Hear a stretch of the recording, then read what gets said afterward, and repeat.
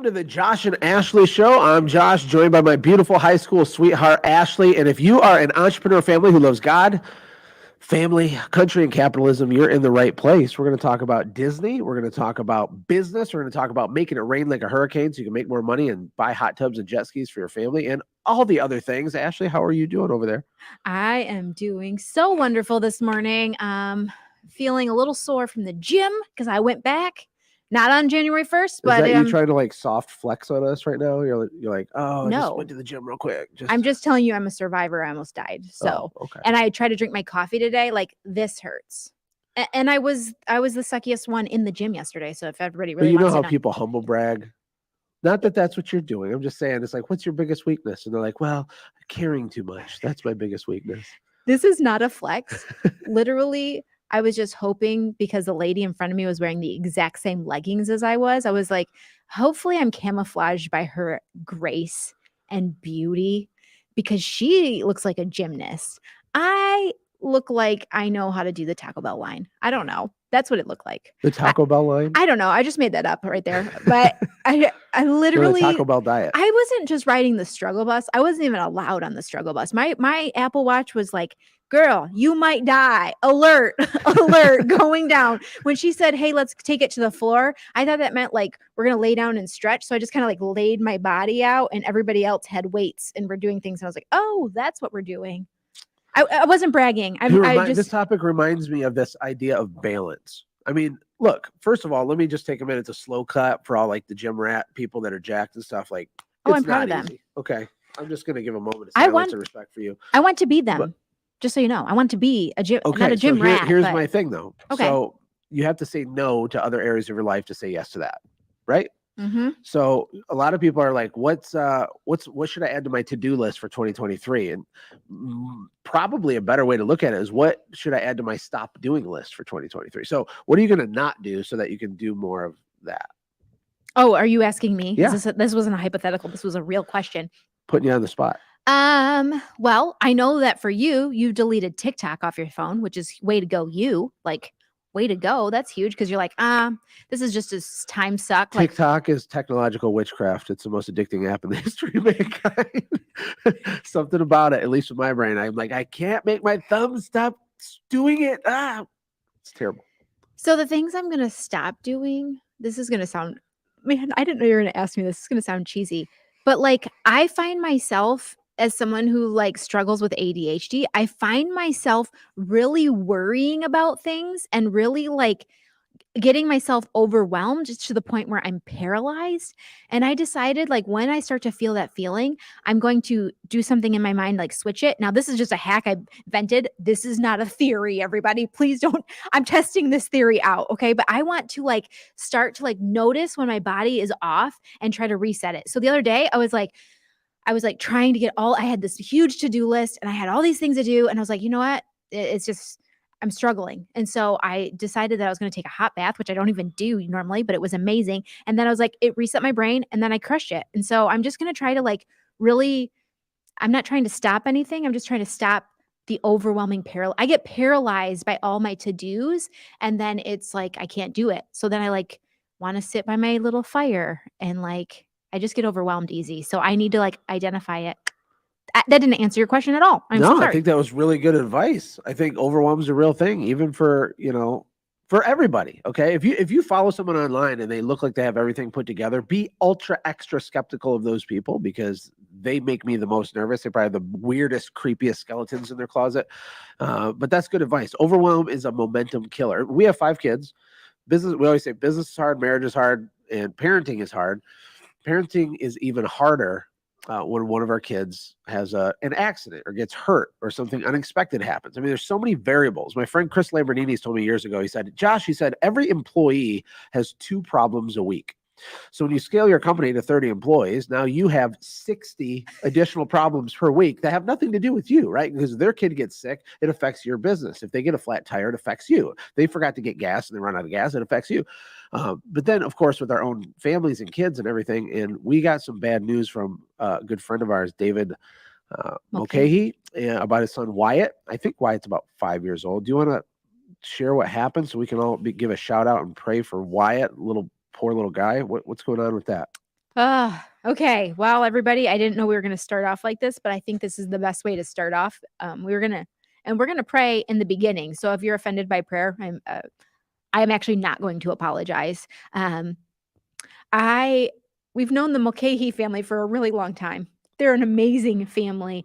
And I have some funny stories about when I first met David, but that's not for today. But they're just amazing humans. David has come to the studio and different things, but we just saw them at the summit, and I got to meet um, their entire family. And Wyatt actually just recently fell and he broke his skull and his clavicle, and he has a brain bleed, and he's in the hospital and he needs our prayers.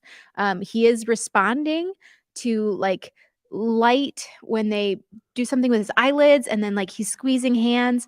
So the prayers are working. When he sent that message to me yesterday, I was like instantly prayed, crying. And then I sent it to my unicorns because my unicorns are prayer warriors.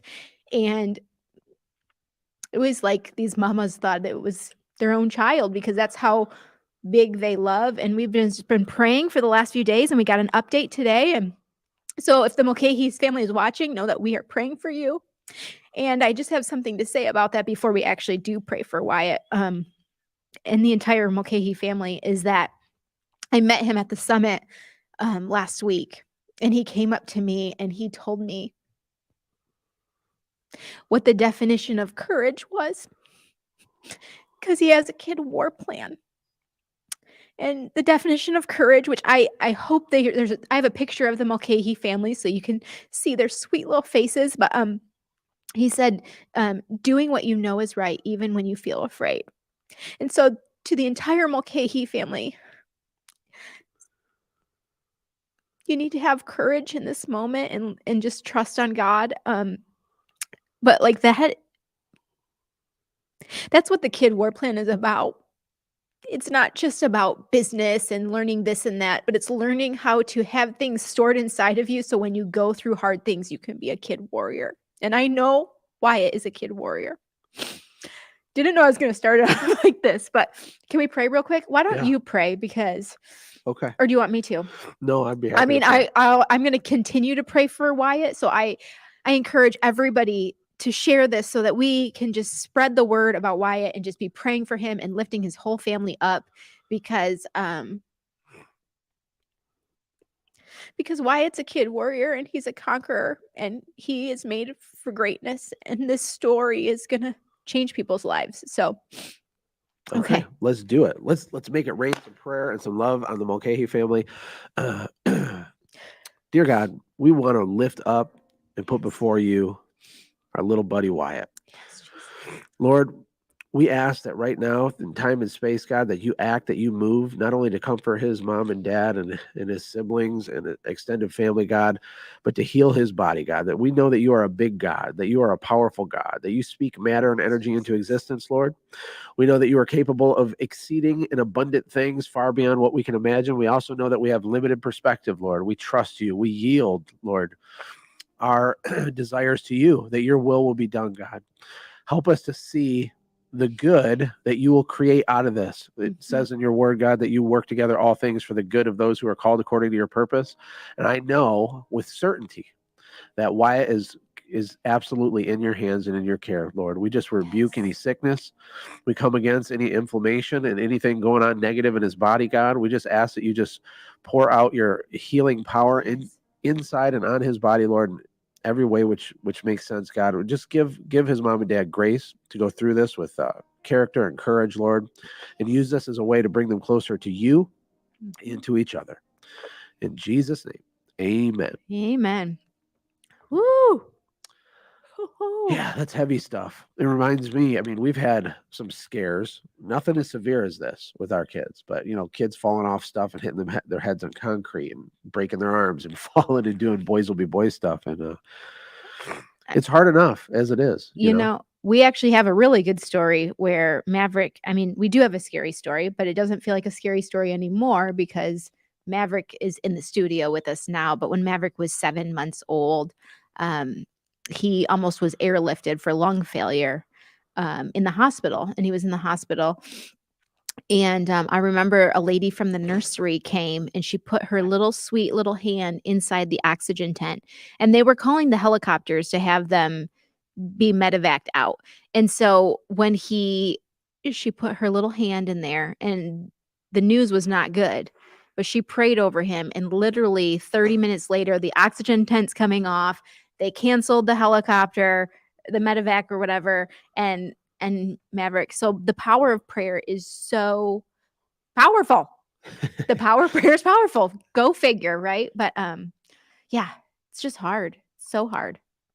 Yeah, business is hard. All of it. All of it. No one said this is going to be easy, people, right? So I think expectation management is one key to success. I think when we quit a job from a boss that we hate to start a business and we think things will be magical and they're just not magical, it makes it feel extra harder than it really is because of our expectations being kind of out of whack.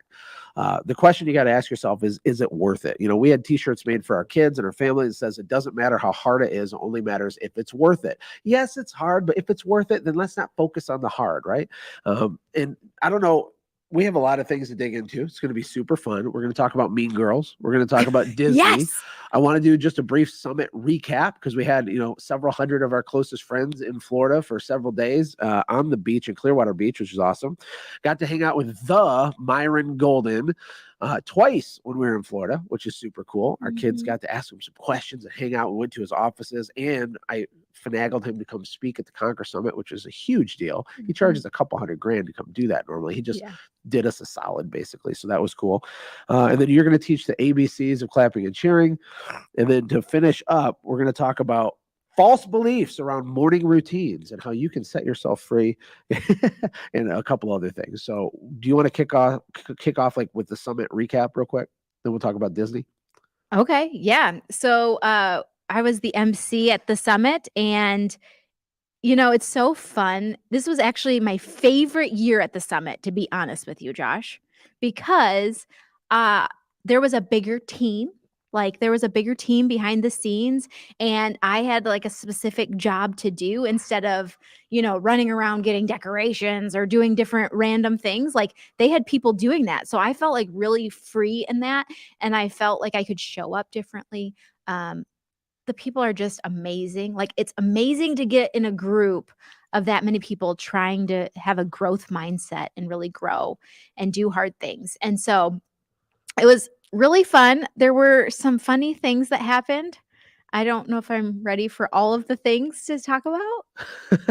Well, pick one. The funny things? Yeah, I don't even know what you're thinking, but pick something. What's one thing that happened? Oh, I'm just thinking of all of the things that I How can't about share the yet. shark teeth? That was fun. Oh my gosh, ladies and gentlemen, my husband is so magical. Like, so, we get in on the very first day, and you're like stupid tired because we had decree night, and then we had to get up at like 4 in the morning to go to the airport because for some reason I thought it was a great idea to fly Southwest because I could take double bags, and they have a really good flight options from Dallas Love to Tampa. Like, that's one of their hubs, I think. And so I was like, this is a great idea. And then Southwest goes down. So you're like, are we getting delayed? What is happening? All the things with Southwest. Dear goodness. But then we get up at 4 in the morning. I don't know why I picked that flight, but my husband took a nap. I took everybody to the beach and the pool, but I was exhausted. And then the next morning I woke up and my daughter Finley goes, Mom, just so you know, I don't want you to be a little nervous. And I was like, nervous? She goes, yeah, we left last night while you were in the hotel room. And I'm like, sweet baby Jesus, that's probably why I slept like an angel, because there was nobody there poking and prodding me or whatever. But like anyways, I guess they got up in the middle of the night, or they were still up, and they all went shelling. Josh like got all the kids around and was like, hey, let's go find shells. Well, they didn't find any shark teeth, but it was magical for my kids. And when I found out about it, I was like, that is the most epic thing. But then my husband went and did more epic things. And hopefully my daughters don't see this because this will ruin the experience of what happened. But my husband then went to the store the next day, bought a whole bunch of shark teeth, even these like megalodon ones, like these huge ginormous ones. And he bought them for the second time. When we would go shelling, he would throw out shark teeth so that they would find something. And so it was so magical. And I have to tell you, when I found out in front of somebody else, and I was like, I am so obsessed with you right now. I am The gonna girls are going to like, be so mad when they find out when they're like 16 years old that their whole hopes and dreams were crushed. But it was really cute. It was super fun. oh, But that's why we call the summit a bizcation, right? So it's a tax write-off. They talk about business. They're doing all the business stuff, but you also get to do the family stuff, which is super cool. And the summit was a huge success, I think, right? What would you say?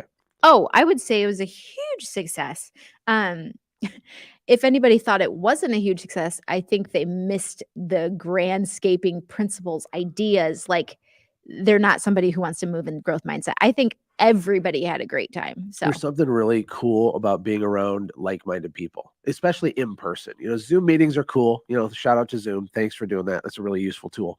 It's not the same as being like in proximity in time and space next to each other. It's just not at all. So it's a pain in the butt, right? One of the things Myron said at the summit was that disruption always follows intention. So you're like, I'm going to the summit, or I'm going to go to a live event, or I'm going to do this thing or start a business or anything that you put your intention on doing that's positive for you. It's like immediately after you begin the process of pursuing that positive thing, it's super hard. You get smacked across the face, kicked in the nuts, and things fall apart. Whether that means your flights are delayed, or you fight with your spouse all the way to Florida, or your kid gets sick once you're in Florida, like things happen, right? But there's something about being in proximity with a group of people that does things that are unimaginable, which actually causes a problem. And the problem is that you get into this like elevated state when you're hearing these amazing speakers and you're learning all these things and you're around like-minded people. You're like, that's what your life is like too. That's what my life is like. Oh my God, your life is just like my life, right? And you understand each other because of the unique life that you live as an entrepreneur family. And then you leave and you go back home, and it's not magical anymore. it's almost like a rebound, like a rubber band kind of thing. Like you pull the rubber band up. Oh, the summit's so amazing. You let go, and it's like, wow, wow, wow. There's lots of fights. There's lots of, I don't know, drama, weird stuff seems to happen. People get into weird funks, not just after business events like that. I think after vacations in general, there's like a hangover. So what are your thoughts on why that is? I think the hangover happens because like we were just at the summit and there's 200 people clapping and cheering and moving in the same direction. And then you have to go home and you're the only one, you're in the audience of one or two, right? And you haven't eaten good because you've been traveling. Some people, like there are some people that liked the nightlife. If you were one of those people, you didn't hydrate well, you were exhausted because you went harder than you thought. Maybe you did a lot of peopling and you're an introvert like my husband, and you're out of momentum. And maybe your business, your kids are off because they were with grandma and grandma had no rules. Or maybe your kids were with you and it was just wonky. And so I think everybody just gets a little off. And so you need this time to like reset the room. And you come home with all this to-do list. Like you had all this momentum and you come home and you just look at the list and you're by yourself and you're like, oh crap, now we got to actually freaking do it. So that's where I think people struggle. But I have something also magical to say about the summit. Can I go on with my summit talk? I had unicorns in the room and it was so magical. And one of the team members was like, man, how many unicorns do you have in this room? And I just had like a handful, but it was like we absorbed the whole room and it created something really powerful. Now I do think some people felt threatened by it. Oh, there's somebody calling me on my call there. Sorry, person, I can't answer right now. I didn't silence my Apple Watch, but I can't silence it because if I go to the gym, I feel like you should have answered it. It would have been way more entertaining. My allergies are getting out of control over here. So if you hear me sneezing in the background, I apologize in advance. I feel good, but my nose is whacked. But keep going, Ash. What are you saying? I mean, I think this time I divided the room more than I've ever divided the room. And I didn't see it coming. And I had people like slipping me notes saying I changed their life in my pocket. I had people saying things, but I also had some like secret side comments that were kind of hateful, kind of mean girlish. And I was like, that's a weird comment. And I think there's this weird thing when ladies, I don't know, and I'm still trying to process it, so I don't know if I'm even ready to fully grasp everything that was said or secretly passive aggressively said, but girls are meaner to girls than they are anybody else. And I know there's like this big feminist movement. I'm going to make some people butthurt today. I can just feel it in my soul.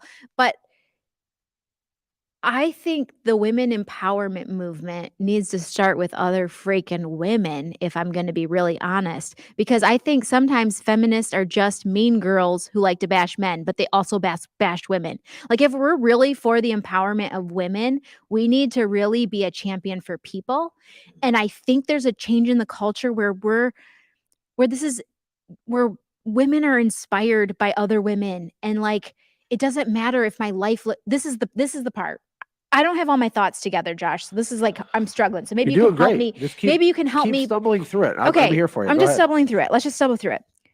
Ladies, if someone doesn't live their life through the same frame that you live your life from, it's oh freaking K to clap and cheer for them.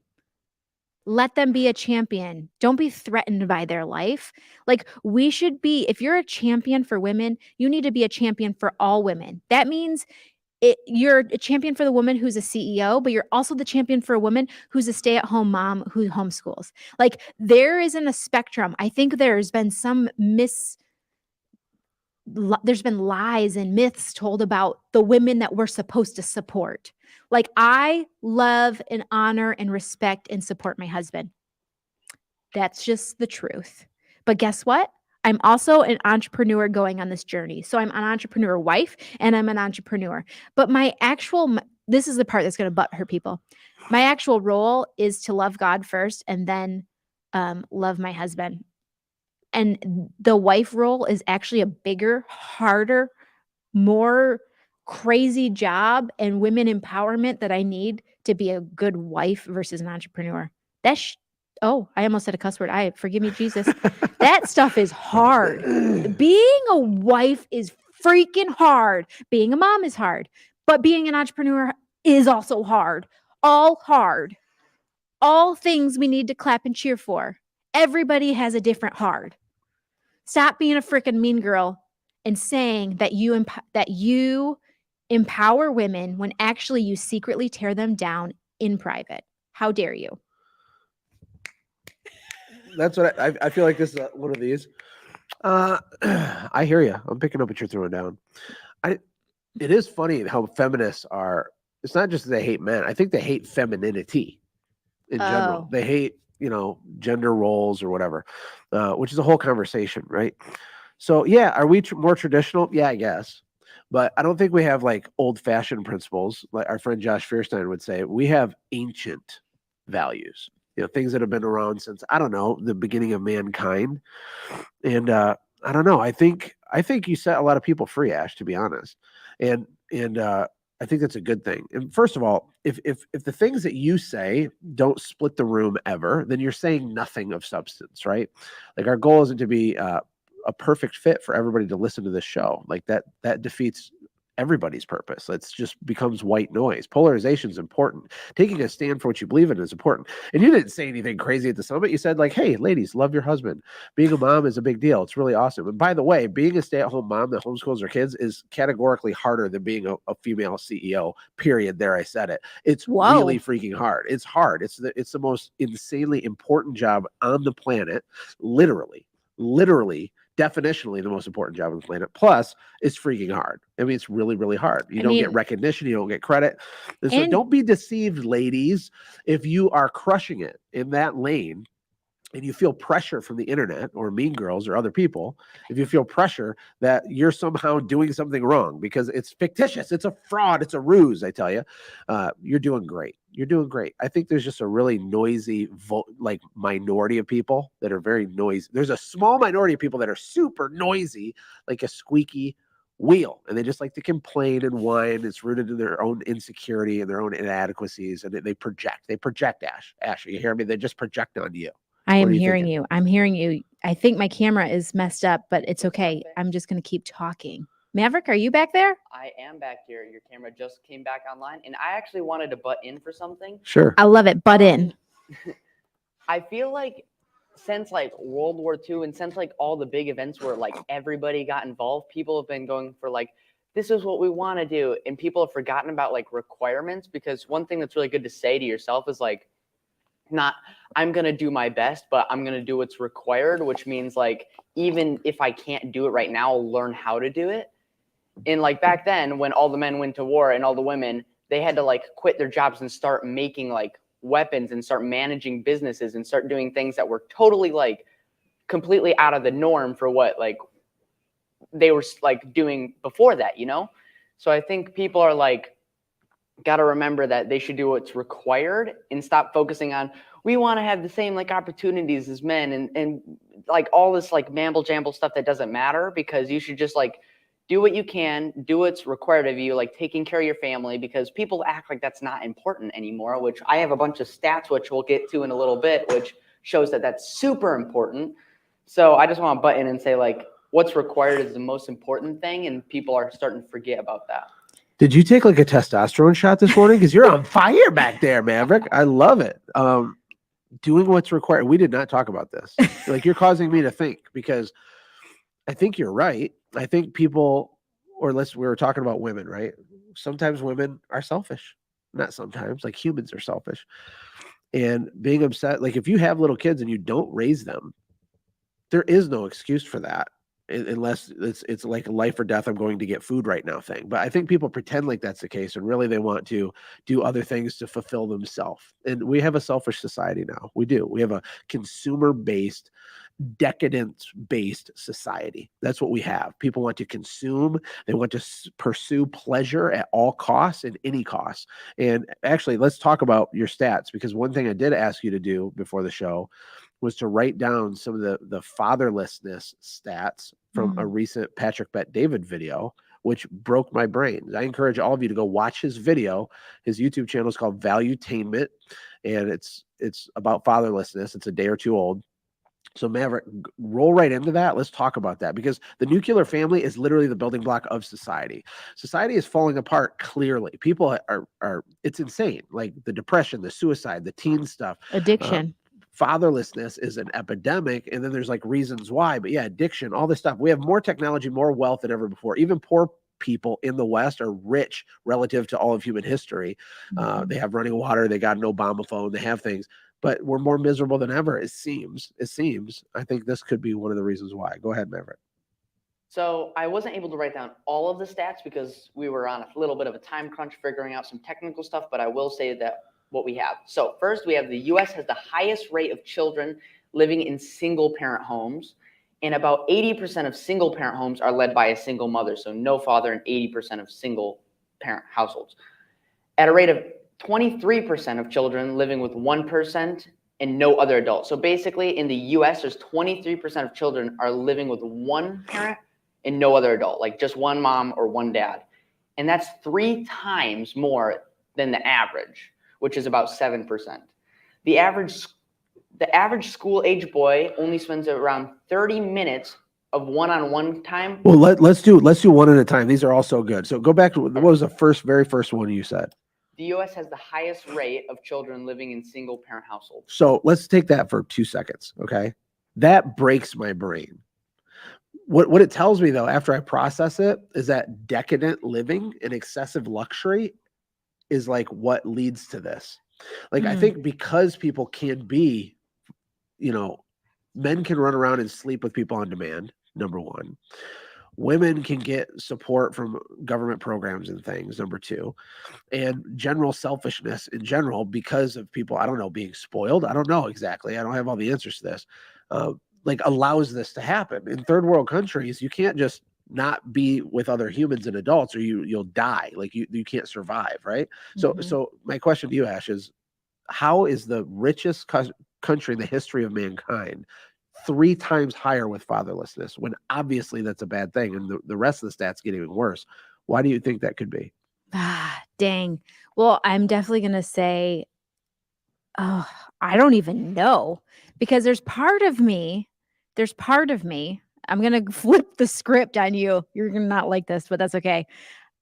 Part of me thinks that, I don't know. I don't want to say it because it's not even like fully hashed out in my brain, because I didn't know we were going here. But like the fact that we do have some bad mamma jamma women and some men are awful. There are some awful men and there are some real traumas in the world that women do need to leave men. I'm just going to throw that side out there just so we have that out there.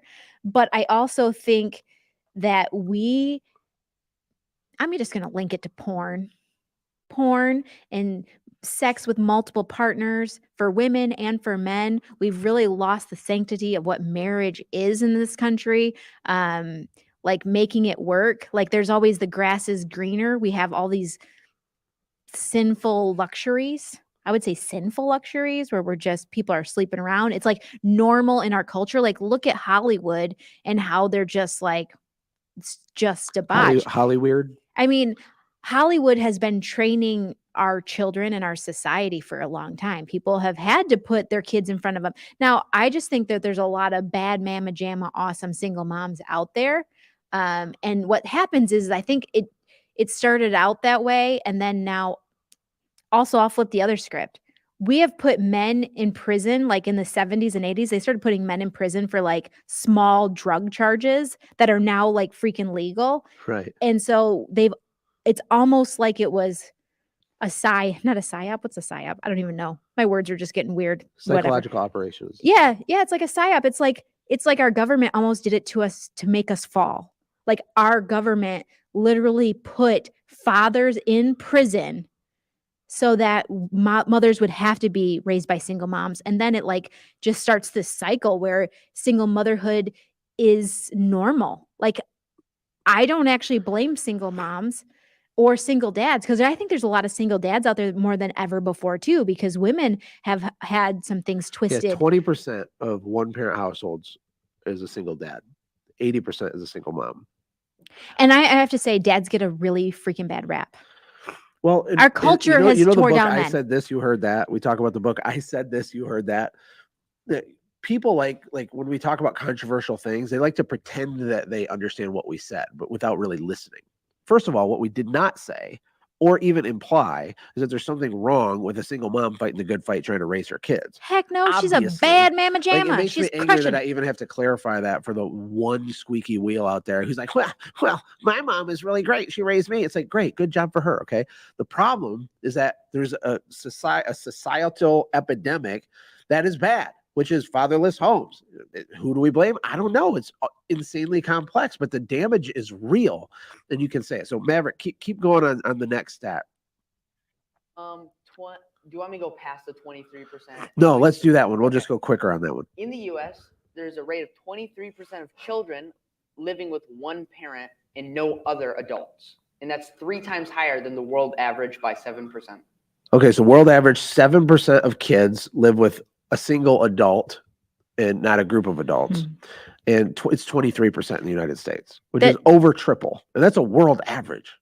In other countries, I will say for other countries, which I would love to look up this stat because I don't know if the stat is if Maverick has one of these stats, but in other countries, they do multi-generational living. So they'll live with grandma and grandpa and auntie and this and that, because we've lived in Costa Rica and you'll have a whole huge family. They live either next to each other or in the same house. Like even in our subdivision, now that we live in Dallas, has a very high Indian community, and a lot of them are multi-generational families and their grandparents live with them. And so I would imagine that stat would be lower.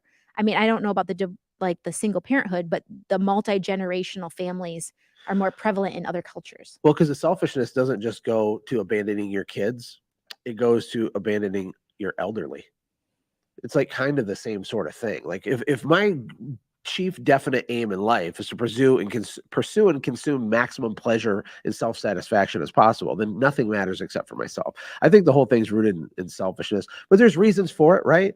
I think kids are raised poorly. Obviously, they come up, they're entitled, they're spoiled, they're whiny, they're selfish. They just pursue pleasure, even with our kids, we let our kids play video games and stuff. It gets out of control, right? So if they play too many video games, Ashlee, noticeable change, visible, like you can tell like this, their demeanor shifts, right? When they get into consumer mode too much, and we have to throttle that and manage it and teach them how to produce and consume responsibly, which is not an easy thing. Not to mention the fact that none of us really know if we're going to be good parents anyway. We're going to have to wait like 20 years to really actually know. And you can think that you're doing it good. And we're not saying that we have all the parenting answers. I just want to raise awareness on this issue. So go to the next one, Maverick, so we don't spend so much time on each one. Next one is absolutely mind-boggling.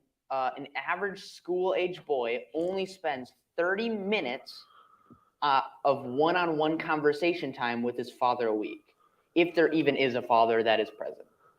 So that's only if the father is present. If the father is present, 30 minutes. 30 minutes a week.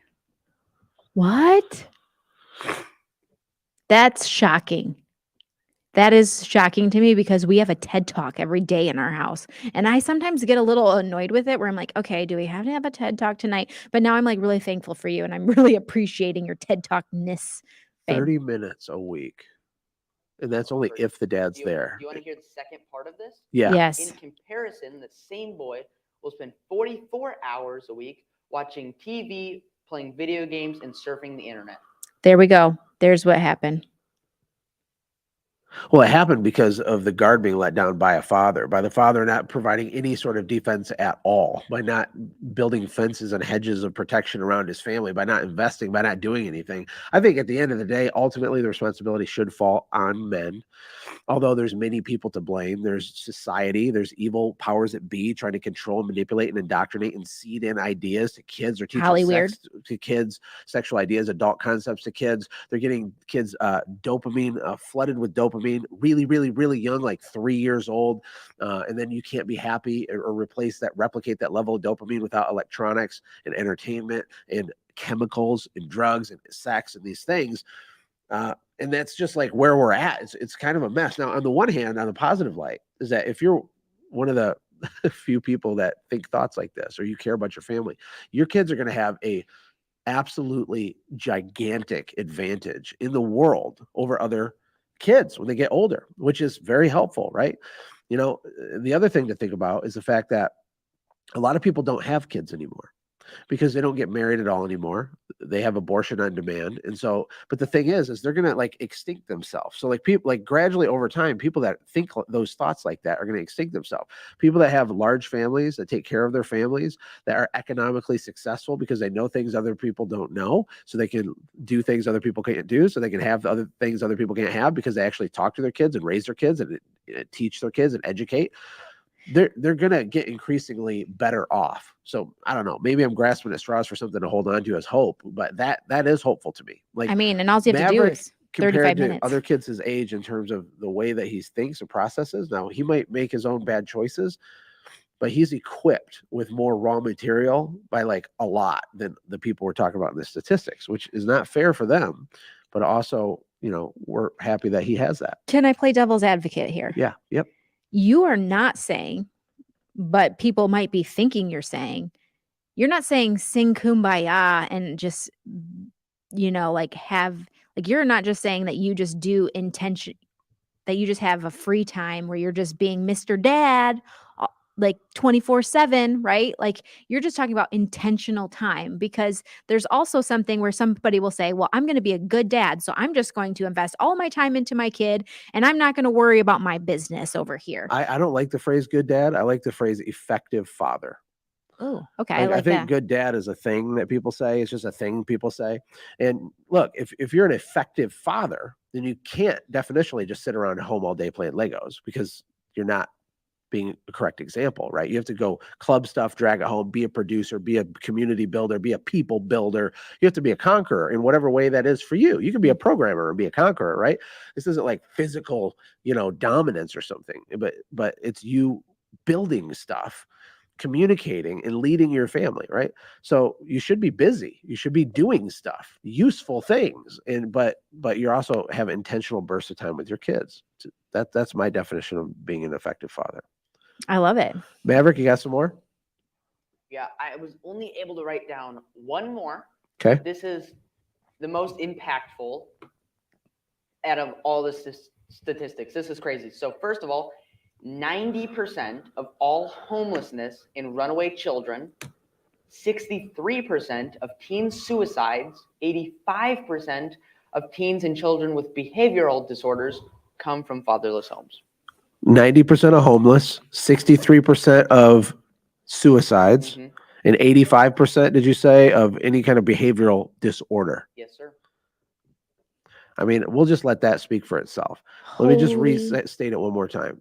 Did you say 80% was the first one?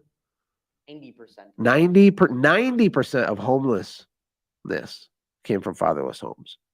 63% of suicides. 63%. And 85% of kids with behavior disorders. I mean, it's no surprise. And it's not fair to the kids. And it's pathetic to think about people just pursuing their own desires only and then leaving this in the wake, really for society to clean up, right? Because this impacts crime, taxes, finances for the whole community. Women. When this happens, women. safety, rape, all these things, everything. It's a ripple effect is massive because one guy wants to go, run around with a bunch of ladies or go be a drunk or a drug addict and just abandon his family. So I know those people aren't watching this, so we can stop on the soapbox with that. Can I like turn it into something amazing Yes. and magical? I see something happening in men lately that's fascinating. It's almost like there's this stewing of this brewing of epicness about ready to come out of good, godly men who want to change the world. I have seen this shift in the culture where they are standing their ground for things of right and wrong, of justice, of them standing up and saying, like even at the summit, I had a man come up to me after the marriage thing and said, how can I support my wife better? How can I love her better? How can I let her light shine bright? Like she is meant for greatness. Ashlee, can you teach me how to do that? And I think there's something that's happening in the culture where men are like, not on my watch. And these men are stepping up in these arenas, in entrepreneurship, in communities, as being coaches. Like I can see the good quality men are starting to stand up. And so if you are one of those men and you're waiting for someone, you're waiting for permission, this is your permission to change the world, to be to be an effective father, to be, a father to someone else in the community who doesn't have a father standing up for them, to be a strong leader, to really do what you say you're going to do. Like, if anything, like this gives me great hope because I've seen the look in men's eyes and they're ready for a change. And if it starts with you, today's your day. Well, and if you have a small business and you're a man, you've already seen this with your employees. It's crazy. I've had, men 15, 20 years older than me wind up looking to me as like a father figure, which sounds weird, but it happens, right? A lot of your staff, you wind up mentoring them, right? If you actually care about people that work for you, you'll wind up mentoring people, pouring into their lives because there's such a gaping hole that they never had before, that they latch onto you and hold on to your leg and they won't let go. They're like, teach me stuff. Tell me I'm worth it. Tell me I'm worthy. Tell me I'm valuable. Tell me I'm capable. And they always were those things, but masculinity can only bestow masculinity, right? So to have another man in an authoritative position of leadership say and speak life into another man is a gigantic thing. And you can have, I've had people work for me for a couple years and the whole trajectory of their life was like, pew, right? And, I don't know, this is a long time ago what they did after that, but they light up like a Christmas tree and just show up as a different human from the simplest little comments that can be made to them.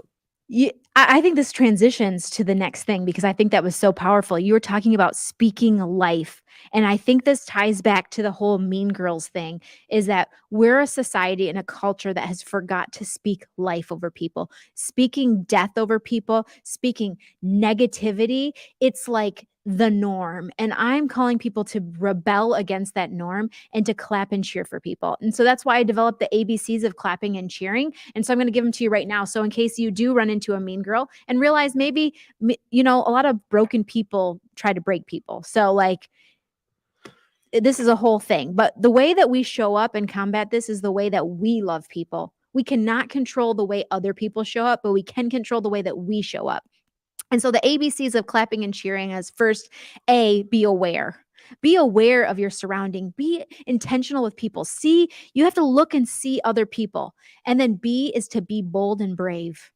And C is to celebrate. So the other day I was at the gym. I'm not saying that to brag because remember I almost died, but I was at the gym and this lady came up to me while I was waiting for my cheeseburger, which is anti-productive to working out at the gym. I had a big fat cheeseburger, everybody, at the gym. Yes, it was grass-fed beef, but it was a cheeseburger. It was amazing. And a shake. It was, yeah. Were you working out at Planet Fitness or? No, I was working out at Lifetime. It was a vegan peanut butter, whatever. It's a joke. They give Okay, bagels and okay. pizza at Anyways, Planet Fitness. she goes, girl, that nail color is amazing. And my heart went like this. Woo. And when you come up, when you start to have people celebrate you in your life, start to be aware of the people in the grocery store. How can you clap and cheer for the person at Starbucks? How can you clap and cheer for the people around you in your family? Contact them. Remind them that you love them. Be aware, be bold, and celebrate always. I think that's how we combat mean girls. I think that's how we combat fatherlessness is we show up different in the world. We level up and we learn how to clap and cheer for people because that's the only way to do it. Pulling people down, that doesn't work. We've tried a culture of that. I've tried it. I've tested it out. I'm just saying. Oh, it feels good for a second and then you feel wrecked by it.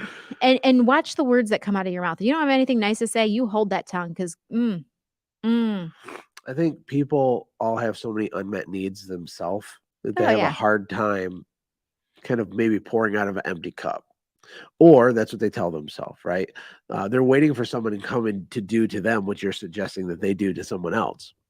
oh, the standards are different for other people than they are for ourselves. I think we need to be a generation of people who start holding ourselves to a way higher standard than we hold other people. I For have a some good quote reason, for that too. for some reason, we think the person behind us in Taco Bell should be some mother freaking Teresa, but we're playing low level. Like, how freaking dare us? How dare Have us? you heard the quote that we judge others based on their actions, but we judge ourselves based on our intentions? So true. And it's not fair, but that's what humans do. And we pretend that our intentions are moral. equal to other people's actions, which is not true. Humans are weird. We're complicated. We're little meat machines, biological software, hardware machines, very complicated, very emotional. Gross. Actually, yesterday we were talking about the emotional humans and in self-driving cars and how eventually maybe someday it'll be illegal for a human to drive a car or you have to get some special permit because we're so irrational and emotional. Not that I want that. I think that's horrible. We're going to close out the show talking about morning routine. And Disney. We didn't talk about Disney. We're going to talk about morning routine and other truisms that aren't true, right? So have you ever heard the phrase that time is money? Time is money. This is called a truism. It's just a stupid thing people say that sounds good, but it's not true at all. It's completely fictitious. It's false. It's not true. It's not true, but it sounds good. I think when you're an employee, you think time is money because for you, your time is only attached to your money is only attached to your time. But it's not true. This is why billionaires will give all of it away for a little bit more time. This is why people on their deathbed will give everything away for a little bit more time because we intrinsically know that time is infinitely more valuable than money. It's just a thing that we hear. And I think it's important to train yourself to just like try to be counterintuitive or contrarian on things that you hear people say. So like if you see a lot of internet gurus running around saying you got to have a morning routine, for example, oh, you got to have a morning routine. When you hear these patterns, you got to ask yourself, what would be like the contrarian look on this? Because I think humans, business owners specifically, we're wandering around trying to grab onto someone that has more certainty than we do. And then we try to model what they're doing. And it's kind of the blind leading the blind. And the more really successful people you meet, the more you realize they kind of don't know what they're doing either in a large respect, in a big way. A lot of times the people the most influence are just the people that walk with the most certainty. They're just very sure of themselves and you're not. Therefore, you'll listen to what they say. You'll see a Grant Cardone or a Gary Vee just say a thing that sounds good. It tickles your ears and you think something's wrong with you or that you should pivot your business strategy. And it's not necessarily true. And I'm not saying that everything they say is bad because that's also not true. You know, there's nuance in this. But one thing that bothers me is this morning routine thing. We were at the summit. Someone was asking about that. So morning routines, can they be useful? Sure. I don't know. Is your morning routine, person watching this, is it useful for you? If so, great. High five. Go crush it, right? But to pretend as if that's something that needs to be like laid on the shoulders of everybody as some sort of prerequisite to success is just not true at all. But it feels true. but it's not true. It's not true at all. It's categorically not true. I've never been a morning person ever. Done pretty good for myself. Okay. We built and sold 4 companies, lived in 2 countries, raising 5 kids, made a lot of money, done a lot of things. Here's the deal. Uncouple yourself from the burden that you have to get up at 3 a.m. I like the viral TikTok videos before I deleted TikTok. I'm just saying before I deleted it, of people mocking people with morning routines where they're like, hey guys, here's my 22-step morning routine so I can make $1 billion this year. It's like I get up at 12:01 a.m. then I eat 4 steaks, then I run 16 miles, then I meditate for 3 hours. And they're like mocking it. But again, I'm not saying morning routine is bad, but some people get more creative at night. Some people are night owls. Their internal clock is a little bit different. The important thing is that you know what you want and that you're sure that it's worth suffering for, and that you are productive moving towards that thing. That's like kind of how it works. And I personally work in more bursts of productivity. I very rarely sit and just do the same amount of productivity for 6 or 8 hours in a row. I will have like warp speed productivity for an hour, and then I need a break for a while. I'll also get more ideas at night. And that's not wrong. So I just want to set you free because we talked about that at the summit and it affected a lot of people. Can I say just one quick thing about that is we talked about this in the Unicorn Squad about, like, we were talking about mean girls and different things, but we were also talking about this thing called shame culture, which I think is what you're talking about. Even someone shaming on TikTok, shaming morning people. We have the shame culture where we it's don't like, want to shame any of them, but don't believe that you have to do that thing to get some result. exactly. It's just not true. But they were talking about how, like, sometimes when people lose a whole bunch of weight, people will shame them for losing weight. But if they gain weight, some people shame you for gaining weight. Like, it was just like this, people, there's shame on each side. But what I like what Myron Golden was talking about is about belief, and how if it's a belief inside of you, you don't need anyone else to agree because it's your belief. If you have to, like, That's a way to test if you believe it, is to ask yourself, if you were the only one that believed it, would you still believe it? That's what he was saying. So no matter what you believe on morning routine, you don't need other people to agree with you to believe a morning routine is true, or whatever, name whatever category of life. Now you can share those things on, I think it's encouraging for people who have morning routines to share things on there. And it's encouraging for people who don't have morning routines to share. I think we should just all celebrate where we're at with that. So yeah, and if you are learning, you should test stuff out. Yeah. Try it out, put it on, try the t-shirt on. Does it fit? If it doesn't fit, don't stress out about it. Doesn't mean you're not allowed to be successful and be happy because you don't eat steaks at 12:01 a.m. And do you want to end on? Let's talk about Disney real quick. Yeah, go ahead. Okay, so we went to Disney, and we're going to talk about the magical experience, no matter if you love Disney or not. And we're going to talk about collaboration, because this is what happened. We went to Disney Hollywood Studios because my boys love Star Wars. They've never been to anything Disney. And so I had this great idea that I was going to take them to Disney to see Star Wars World. And it was 11 o'clock when you called your Uber. Was that what it was, Josh? Josh called an Uber at 11 because we collaborated. So what does that mean? Josh was hot over it, peopled out.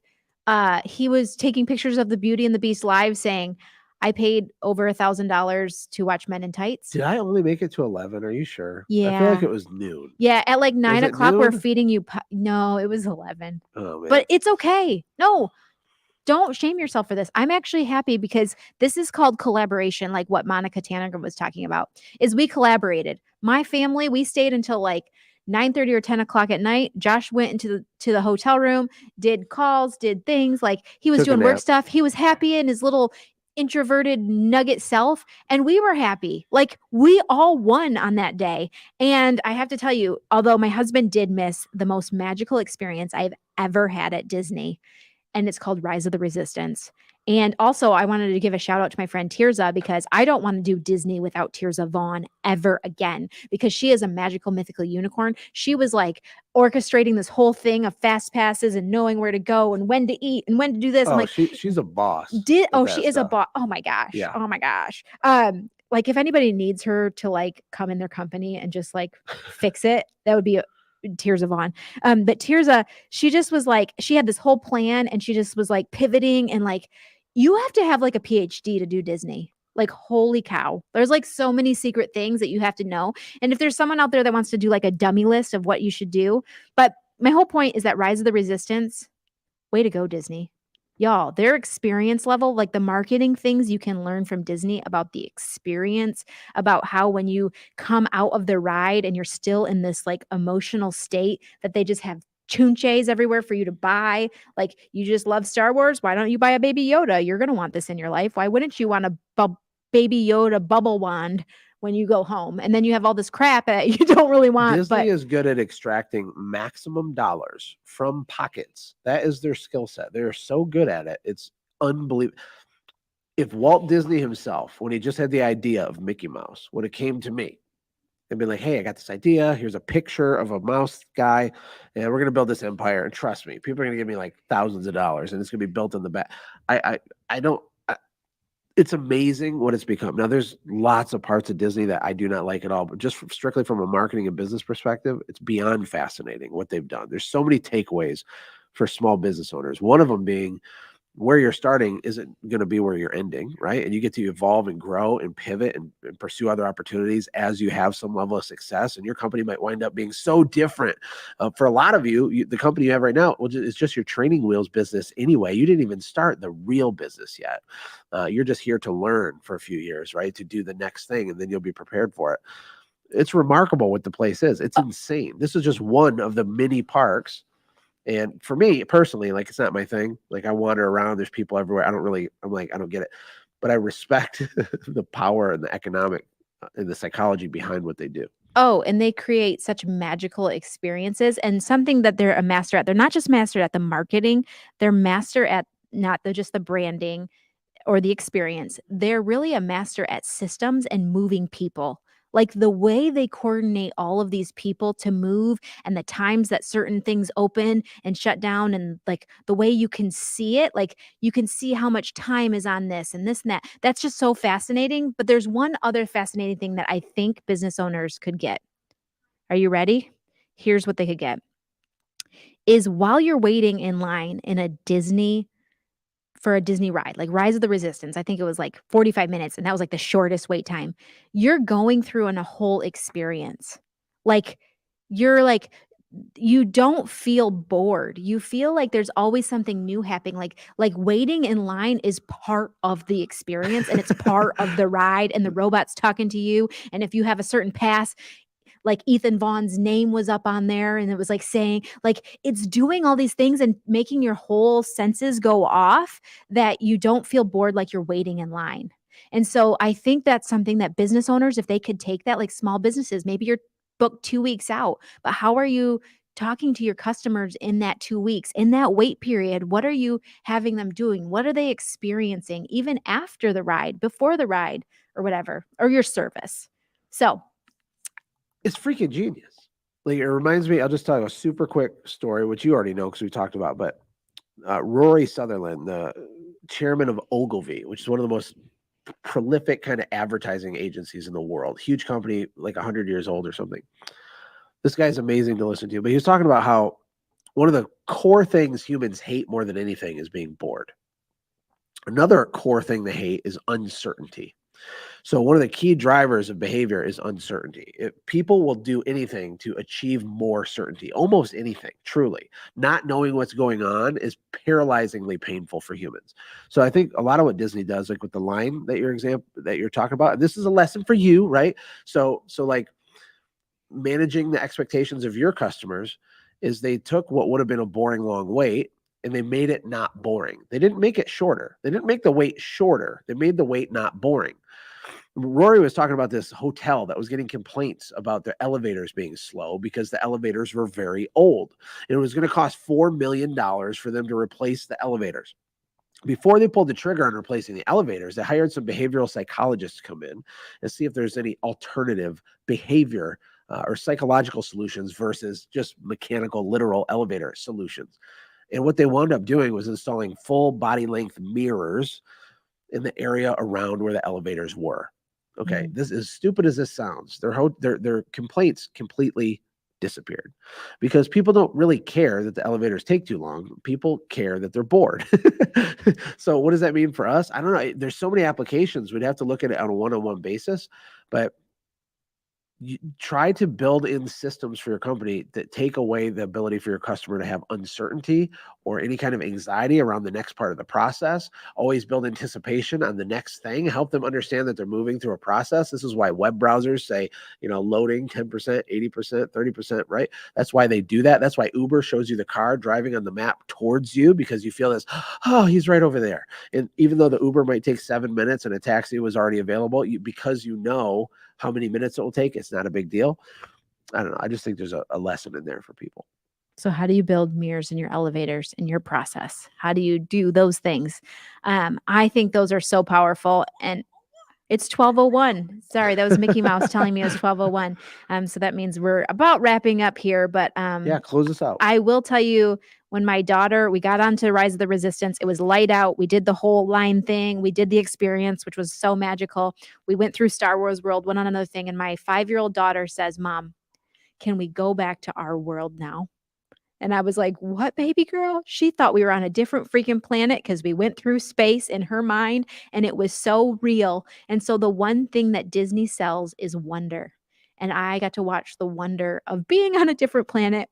A little scary at sometimes too, because we can be manipulated, but that we're on a different planet. But that's what Disney really sells, is wonder. So how can you sell wonder in your company and think of your company in a different way? Kind of like Disney, the good parts of Disney. So, okay. And I'm going to pray. Okay. Are we ready? Dear Jesus, thank you so much for dying on the cross for us, Lord. We love you and worship you and honor you and praise you. Lord, I just pray blessing over our companies, over our families, for all the people watching, Lord. I just pray that 2023 is a breakthrough year where they break generational curses, where they break new limits, Lord. I just pray that you just pour out your favor and your blessing, Lord, that men and women would rise up and stand for you, that their light would shine bright, Lord, and that we would change the world for your glory and for eternity, God. That our time here is very short, and that, God, I just want to honor you with everything I do. I want to be your words and your feet, and I want to love people well. And I want to teach other people how to love well. Even in the midst of mean people, Lord, that are just broken, Lord, we just pray for the broken. We just pray against trauma, fatherlessness, addiction, Lord. I just rebuke all of those things in Jesus' name, Lord, that people would come to know and find you, that they would dedicate their business and their life to you, Lord, and their family, that they would dedicate their kids to you, and that we would change what life feels like on earth while we're here. In Jesus' mighty name, and all God's people said, Amen. We'll see you next time. Take care. Bye. Told you we had a lot of stuff to talk about.